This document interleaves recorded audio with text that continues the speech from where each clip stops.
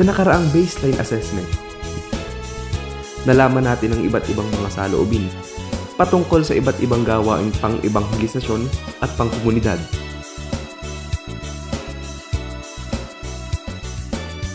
Bilang pagpapatuloy, Sunday School ang binigyang diin para sa gawaing pang-ebanghelisasyon. Ang ngalan ng Ama, Anak, ng Espiritu Santo, ang likha ng Diyos, ang liwanag at saka dilim, na tinatawag na araw at Pwede ba tayo magtago sa Diyos kapag nakagawa tayo ng kasalanan? Hindi po. Hindi po, kita rin po. Tama! Kita mo tayo. Okay, thank you. Very good. Ibigyan mo tayo.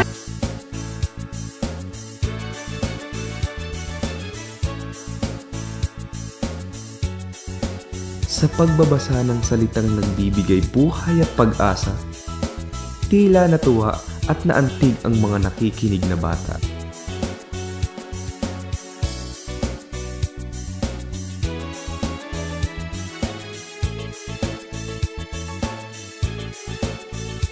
Para naman sa gawaing pangkomunidad, clean up drive sa highway at barangay hall ang isinagawa.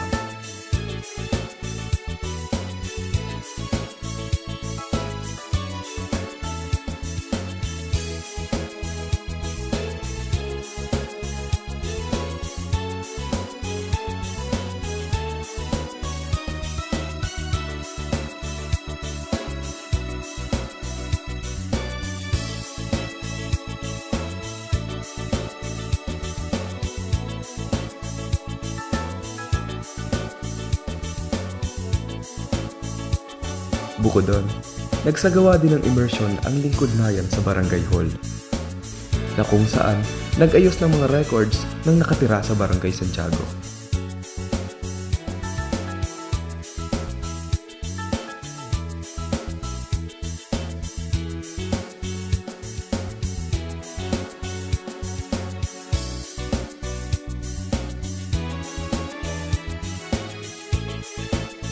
Sa alab ng paglilingkod ng bawat isa,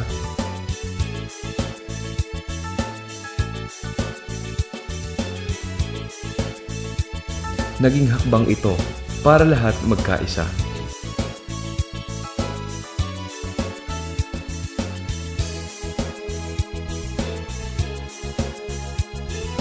Buong pusong tinanggap at ipapalaganap